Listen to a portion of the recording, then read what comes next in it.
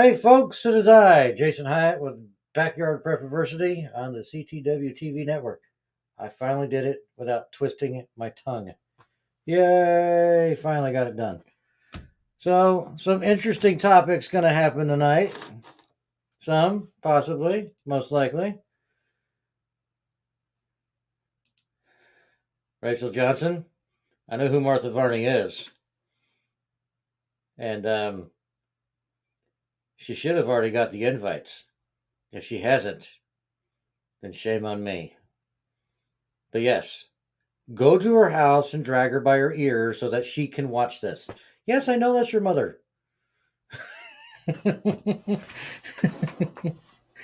Anywho, so Rachel, down in Florida, I want to tell a story about Rachel. And I'm going to try to keep it out of the gun realm. But she had this ginormous hog that they raised as a pet. And he recently passed away, and I'm sorry. But it is probably the biggest backyard pig I have ever seen in my entire life. Massive pig. So anyway, yes, Piggle. There you go. His name was Piggle. And there was nothing little about Piggle. He was huge. Not an animal I recommend for the less than an acre farm. But yes. Anyway, back to what we're doing. I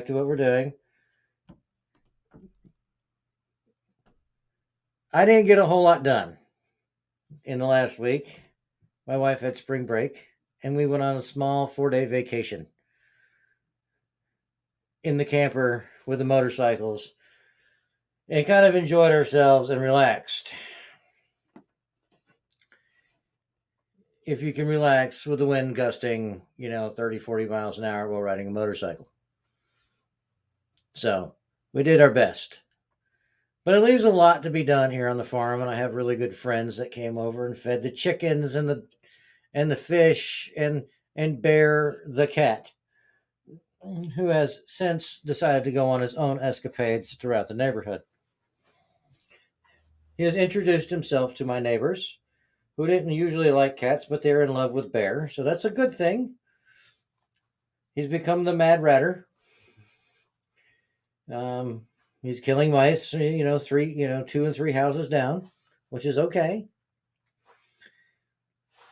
But he was supposed to live with the chickens and only kill rats for the chickens. But cats are kind of like rats; they get in and out of places that you couldn't imagine. So, but he's still here. He's still roaming. He came for his dinner and then he was off again gallivanting. So there is that.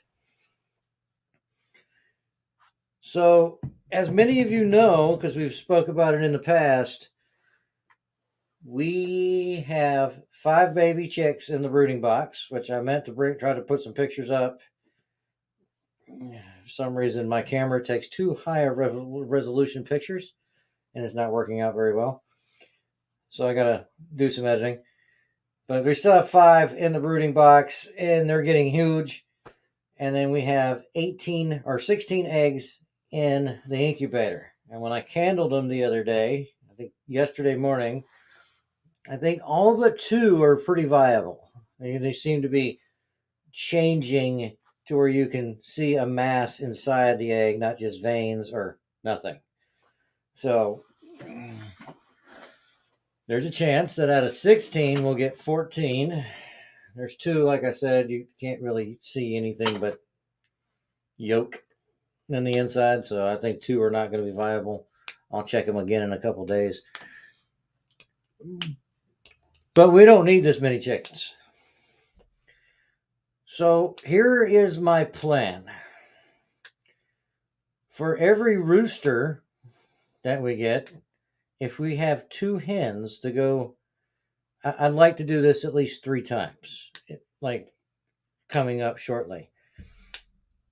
1 rooster and 2 hens giveaway as a flock starter.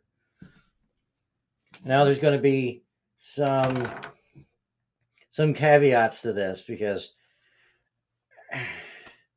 I'm not driving all the way to Washington State to deliver a rooster and 2 hens. Not going to happen. And they have to be old enough. I don't know if they're roosters until they're older anyway. So we'll start laying the groundwork for this. But if you'd like to be in the running for it, you have to have an area for your flock to thrive in. That's rule number 1. Whether it's your whole backyard and you have no threats of predators and no dogs to attack them, but they got to have a little place to go lay their eggs in, and a little place to get out of the weather, and a little place to stay warm. You know, a mini coop, because there's literally 3 birds. It's not a whole lot. So, and it has to be allowed or legal in your area to keep chickens in your backyard. And you can't have any other chickens. This is a flock starter. So just keep thinking about it. We'll see as the eggs hatch how many we're going to have to give away. We're trying to keep our flock to 8 hens and 1 rooster max. You know, with replenishing the flock every once in a while, taking a hen or 2 out of the flock and putting them in the freezer once in a while. You know, but ideally, I want 6 hens, 1 rooster, and that's it. So, but if I'm going to introduce these 5 in the next few months, they got to be big enough to survive and big enough they don't get their butts kicked, and hopefully not all of them are roosters, because that would be horrible, just horrible. But that is something we're thinking about. If you'd like to be in the running, like I said, you got to have a place for your chickens to live. It has to be legal, and you can't own any other chickens. And somewhere within 3 states of Georgia. So South Carolina, North Carolina, Tennessee, Alabama, Florida, and Georgia, for me to deliver chickens. If I'm going to ship chickens, I have to look into how to do that. So I'd like to give away these birds. We're just going to try to figure out the best method in which we can do this. But I'm going to put the information out for trying to get some of these birds. So, yes. So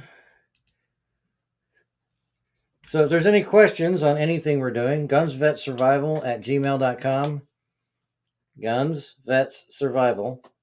1 word. It's up on the screen. You can see it. gmail.com. And that's how you get a hold of me. And we can talk about all this fun stuff. We're also YouTube, Guns Vet Survival, and also on the CTW TV Network YouTube. And we are broadcasting on the CTW TV Network Twitch page, CTW Media Group Twitch. And we do have our Facebook page at Backyard Prep on Facebook, which will have all of the information that we need to know on it. All right. Let's get rid of that again. All right. So things I'm learning about keeping chickens in my backyard. These chickens poop a lot. And there's only 4 of them. Well, 3 hens and a rooster. But they poop a lot. And while it's going to be good in the long run, it's not good right now. Right now at this particular time, it's not great. Because it has it has so much nitrogen in it, it's actually going to kill the plants that I try to put in the ground until it's composted. So today, chicken poop is not yay. Next year, chicken poop was going to be great because I could throw it in the ground and it'd be great for the soil and great for the plants, but not right now. So I may have to reconsider my ground planting technique because I want to keep the chickens from pooping all in my plants and eating all of my plants, because they're doing a great job at mowing down my grass. So we'll get there. The garden has to go in because I have hundreds of plants to plant already, and that needs to happen.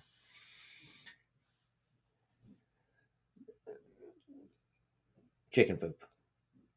It's not as stinky as you think with only 3 or 4 chickens. Like I said, I don't want to have 8. Because with 8, I can guarantee maybe 4 eggs a day. Right now, I'm getting 1 to no eggs a day. Yay, my wife is on. Yes, good afternoon, evening. It's a great day when my wife's on. Anyway, so right now we've collected 7 eggs in 7 days or 8 days that we've had them. I haven't got any eggs at all, and I need to take a quick break. Give me 1 second, please.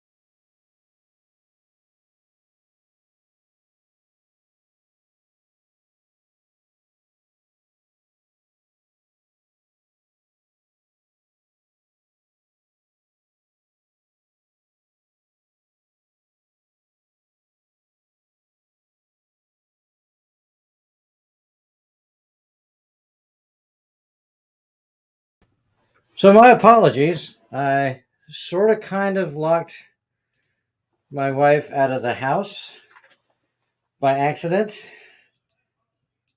by locking the screen door. So multiple apologies there to her and everybody else for having to run out for a second. Now, Rachel, thank you. I understand I have a pretty rooster. We're going to leave it at that. I will tell you his name one more time. That is the BBC. He's the big black Chuck. We're not going the other way with that because we named him far before we considered doing a radio or TV show or any type of show at all. And he has he's got 3 hens with him. And we're not naming the hens because once we name them, we may not be able to eat them. So, yeah. Just changing logos and having fun. Oh boy. Oh God. Here we go. Thanks, Cody. I appreciate that. All right. So, back to our wonderful world of chickens. So far, my bird net's doing really well at keeping the chickens in. Now that I've identified all of the holes that they were getting through, they haven't been out again. I haven't seen them trying to get out either. So I may not have to keep this bird net up all the time, though I did see a hawk trying to get into the chicken coop and the bird net stopped it. So I guess we'll have to keep it up for a while longer. I don't know if the hawk's big enough to take off with the chicks or chickens, or it just thought it needed to be down there. But it wasn't my Coopers. It was a red tail. My Coopers will never take off with a chicken unless it's one of the small ones that are in the brooding box. So that is something everybody's going to have to watch out for. Another thing I have realized since starting all of this and where I want to put my garden and all the other stuff, which I knew I had this issue before, but I thought by tilling up the ground and putting in a pond and maybe diverting some of the water, this wouldn't be such a huge deal. But even where I want to put the greenhouse and everything else where the chicken coop is, it becomes a lake when it rains. There used to be a stream that ran through my backyard before they built this development, and all they did was fill it in. So everybody knows the earth is going to do what the earth is going to do. And where there once was a stream, there's going to be a stream again. It's just because underlayment of the ground is going to direct all the water to that same area. So there's areas in my backyard where it comes up to my knee when it rains, and it's pretty drastic. I'm trying to alleviate some of that by putting in the koi pond, and I've done the math again on that. It's 12 foot long, or 13 foot long, 6 foot wide, 48 inches deep. It comes out to 2,300 gallons of water going into this pond. And I am putting a spillway in to where it drains down to my secondary catch pond. So we're going to be at just under 3,000 gallons of water stored up for the aquaponic system and being used. But since I got a little carried away with my pond, I'm going to have to run a 3-pump system to circulate all that water. Because I want the water being circulated, all 3,000 gallons circulated once an hour. It keeps bad bacteria from storing up in our media. It keeps the fish well oxygenated, and it keeps algae from growing, which, yes, koi fish eat some algae, but if you get too much, it's just not going to grow, and it actually pumps all the solids out, and it does better if you're pumping that much. And my waterfall is going to be a lot more spectacular if I'm moving 3,000 gallons of water an hour, which is great. I want it to be spectacular. So we're looking at 2 waterfalls going into the pond and 1 waterfall coming out of the pond into our drainage down the hill to the other pond. And that's where it gets pumped and moved around and all the other stuff. But the problem I'm going to have with all this water is it's not just the water coming off my house. It's the water coming off all the houses and everywhere to the right side of my yard.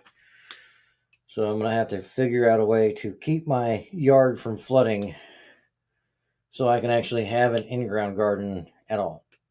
Because right now it'll get deep enough where it'll actually flood the inside of my greenhouse, which is where my aquaponic system is going to be set up. I've got some solutions for that, and I'm working on that, but I have a feeling this is going to be a problem later on. So, I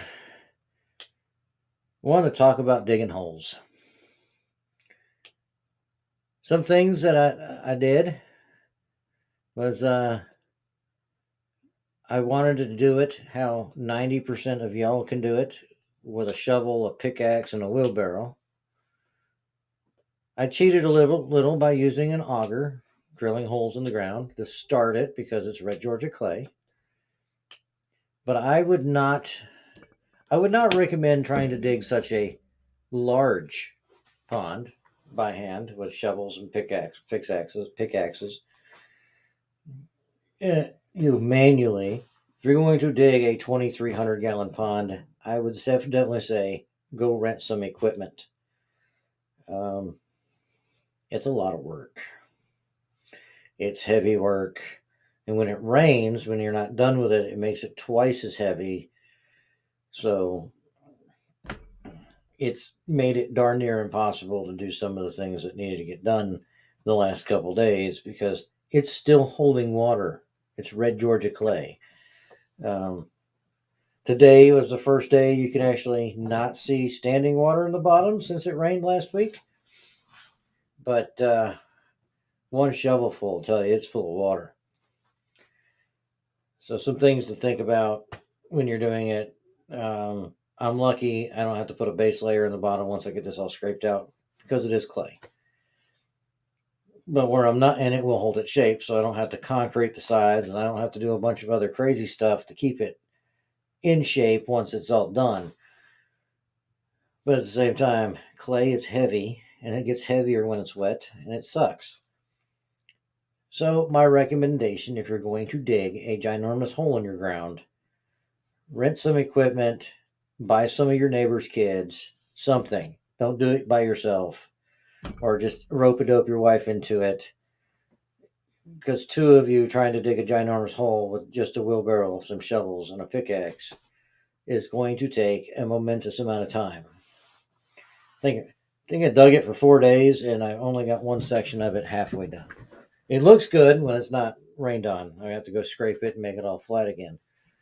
But I still have the whole other half to do. And then I got to line it and put in my water pumps and all that fun stuff. So that's where we're at on the pond. It's not done, and it's probably not going to be done next week, but I'm going to try. But tomorrow we have to, my dad's coming over to help me finish out the shop, or at least finish out the installation in the shop, because our female is about to give birth to puppies, and I need to have it air conditioned and heated with insulation so that Mama and the puppies can not be in my garage this year, and it's a much more sanitary and safe place for them to be. So that's what we're working on. You guys have any questions or comments for me, or anything you guys would like us to do or try to answer for you at this point, put them in the comments. If you're on any page but my personal page, your comment will show up. For some reason, if you comment on my personal page, I don't see it until after the show. It's very strange. It's very weird, but that's where we're at with it. But if you're on the Backyard Prepiversity page, or the CCW TV network page, or the YouTube or the Twitch, it all shows up here, and we can answer your questions. So my koi fish are doing remarkably well for going from 1,000 gallons to 150 gallons. If you guys watched the live video earlier today, you guys got to see the feeding process for the cat, the chickens, and the koi, because, it was an hour before the show went. So I figured y'all would like to join in. So you can go to the Facebook page and watch that. But our koi fish are loving this incredibly clear water to some degree, but they are 100% under a cover at all times. So I'm not worried about the water getting too hot or anything like that. Matter of fact, that water is almost ice cold. It'll freeze you. But I don't want them to be in there very much longer. I want to get them in their regular pond soon. So if anybody's out there that's close by that would like to come over and help dig a hole, we're still digging. Anyway, let's talk about these eggs. Like I said, I've gotten 7 eggs in like 8 days. I think today's the first day I haven't collected any eggs. And if you've never had fresh eggs, not store-bought eggs, you'll find that they taste better. You don't put them in the refrigerator and they last for a long time. But you got to realize that each hen is going to provide close to 270 eggs a year. Each hen is going to provide up to 270 eggs a year. So I have 3 hens. So you can do the math. But remember, there's going to be times where those chickens don't produce eggs. Excuse me. So if you are going to try to do like a little backyard egg production thing to maybe sell your other eggs, you have to take into account that some days you may not get enough eggs for what you want to do. And some days you'll have more eggs than you know what to do with. And chickens don't lay white eggs. Contrary to popular belief, chicken eggs are not white. They're brown, they're green, they're blue. Mine lay pretty like light teal blue eggs. All 3 of them, or I think, because right now I think I only have one that's been laying eggs, but they're all exactly the same color and they look really cool. So it was like Easter eggs. But Today they didn't lay any eggs for me, which is a little depressing because I've got eggs every day, but today. But, yep.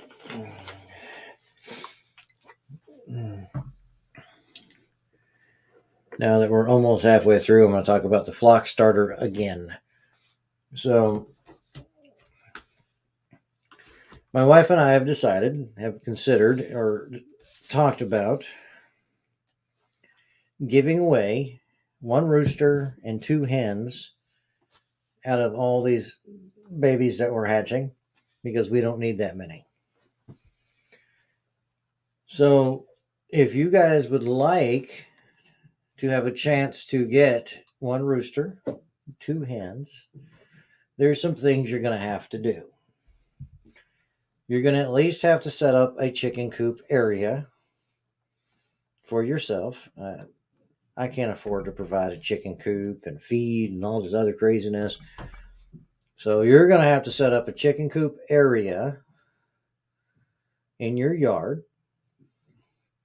You're going to have to be somewhere I can get the chickens to you, whether we figure out how to ship them or hand deliver them, which I always prefer hand delivering animals. I do it with the service dogs that we raise.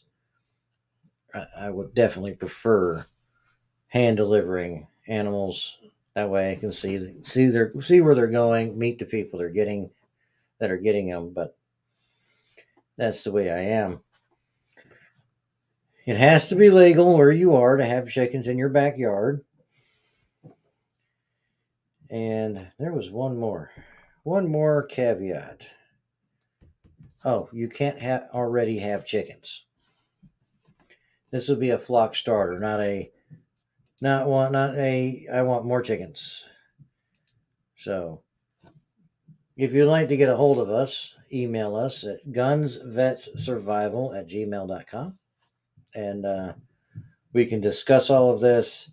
And if any of y'all already have mini farms in your backyard started, I would love to get pictures.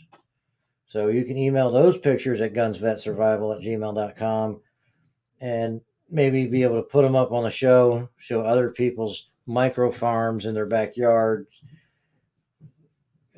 Get some people learning from your experiences on them. Tell a little story.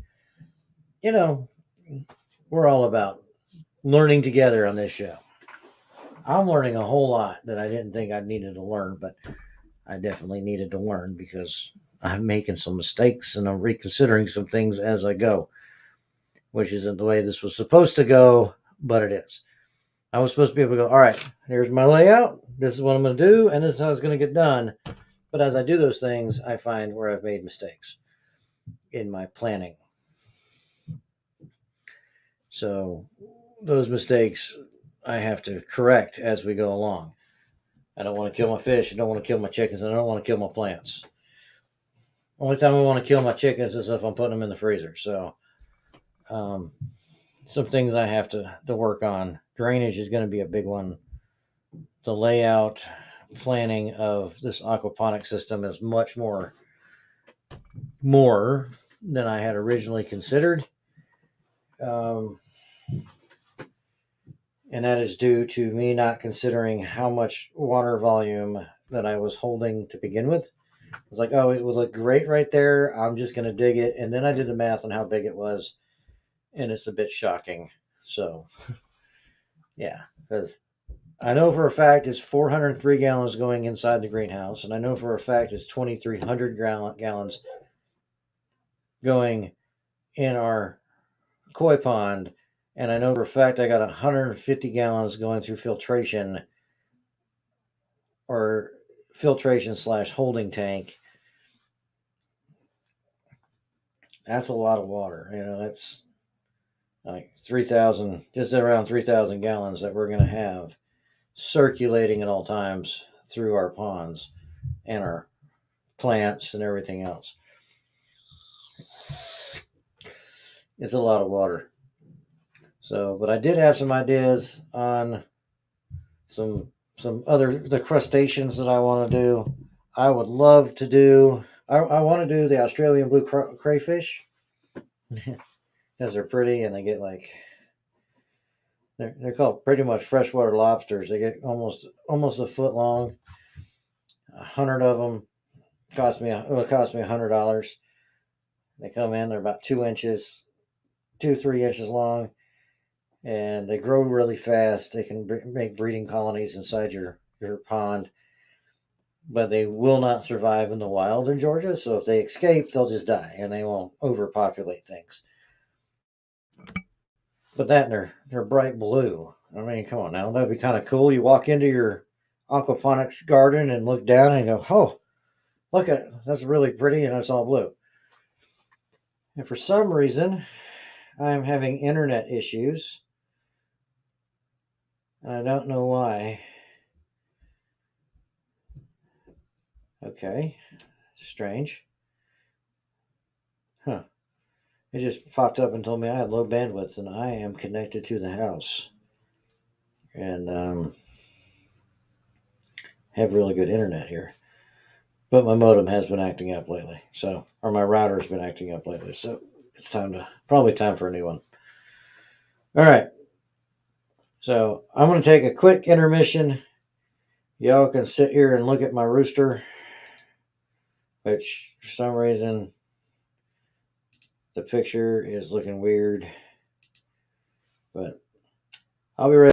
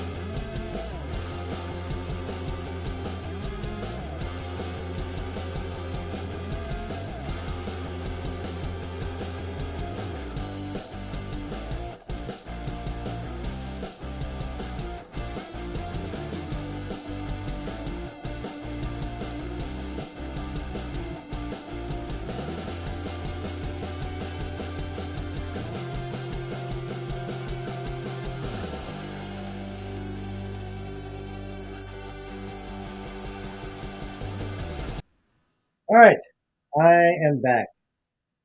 That was quick.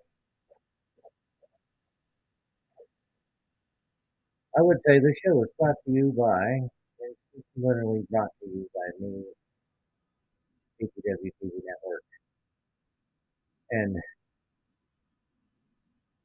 you know, the world of Facebook. So if you would like to advertise, you need to contact info@ichasetheworld.com or go ahead and send the request to gunsvetsurvival@gmail.com and I will forward it to the person that needs to have it forwarded to. It is rather important. Um, as on any of our shows, um, we do allow advertising and actually welcome it in. And that's eventually, for us to do bigger and better things, that would be optimal. So, y'all can probably hear it, but my dog is not very happy right now. He's upstairs in the bedroom, and my wife was messing with him, so now he's not happy. Not a happy puppy, but it's fine. He'll survive. It's what he does. Yep, see? Yeah, I hear him. It's okay, though. So,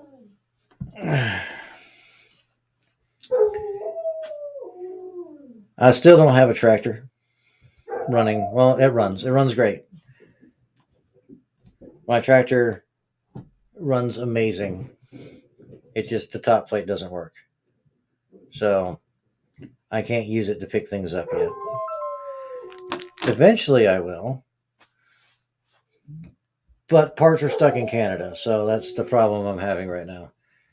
My parts have not made it from Canada because while I would like to use an American company, finding parts for a top plate for a 1968 Ford 2000 was not the easiest. I just have to rebuild it. It's like $84, so it's not hard to do.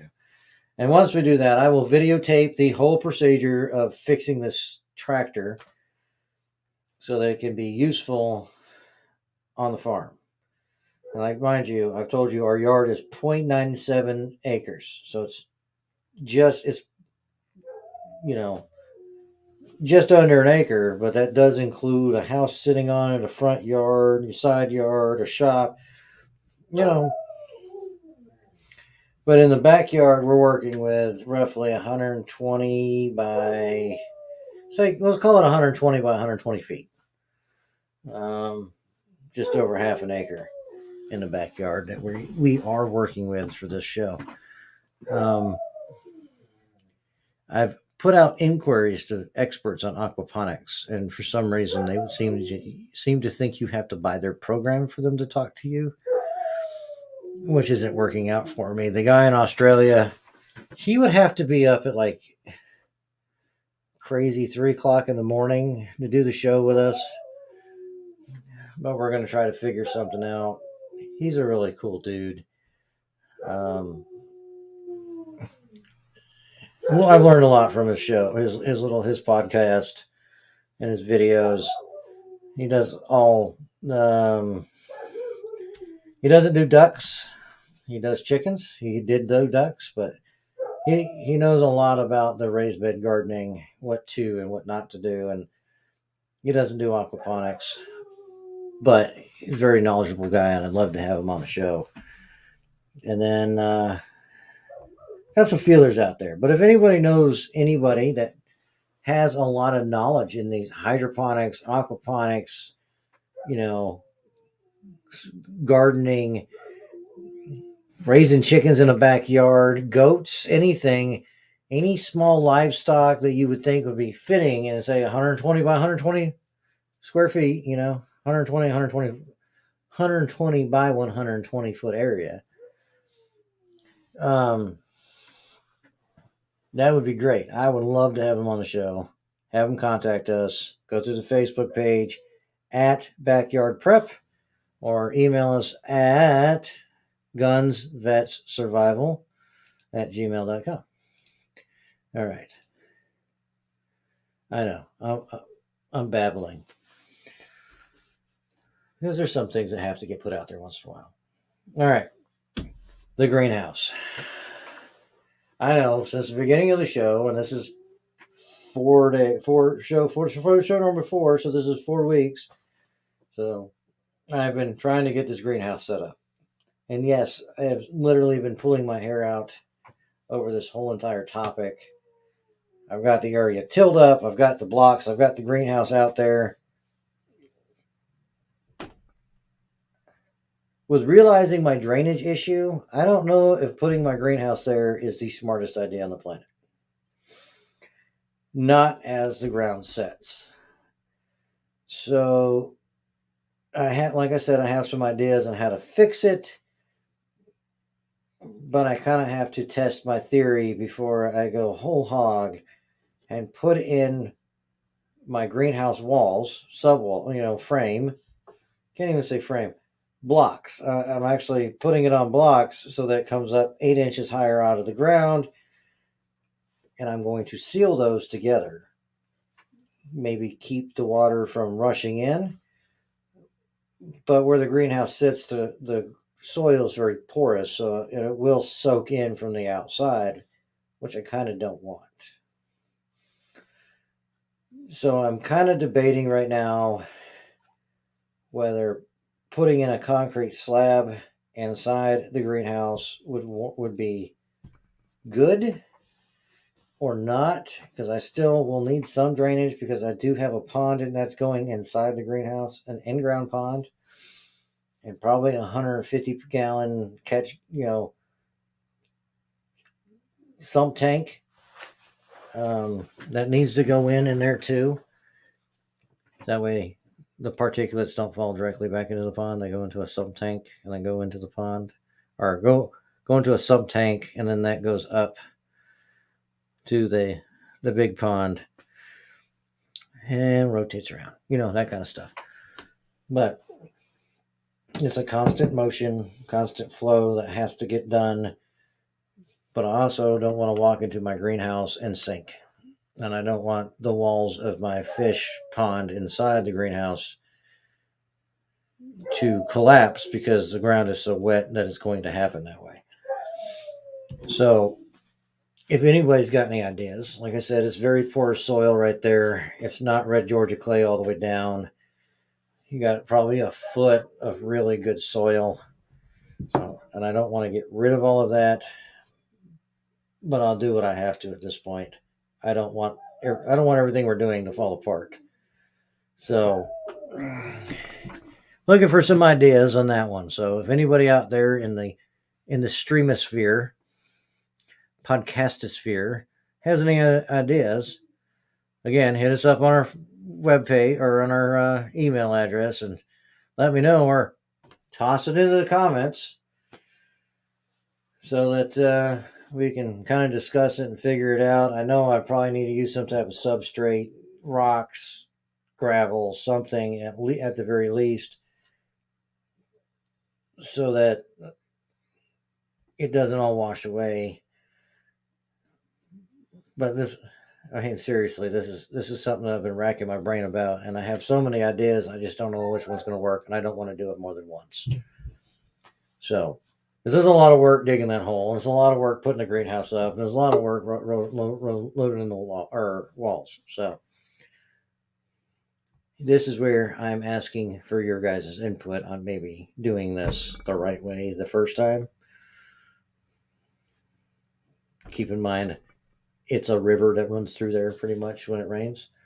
So I could definitely use some ideas on this one. So, but that is where we're at. If there's any questions or comments, go ahead and send them to Guns Vet Survival. Put them in the comment box. But that's pretty much all I got for you guys today. So I'm going to say farewell. And Cody, Rachel, my lovely wife, CTW Media Group, thanks for tuning in. And everybody else that hasn't chimed in on the comments, thanks for joining us tonight. Dan Meadows has a show tonight, and I knew what it was because I pulled it up, and now I done forgot. Give me 1 second. I have it. I really do. Da-da-da. Where'd you go? Uh-oh.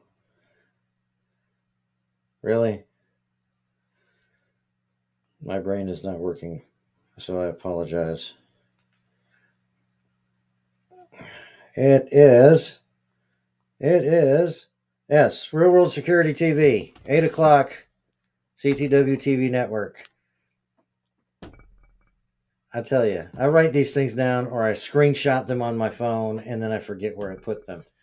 So, and then he put it out there too, all over it. There it is. So 8 o'clock tonight, Real World TV or Real World Security TV with Dan Meadows. So join him then, and you guys have a wonderful night. See you guys next week.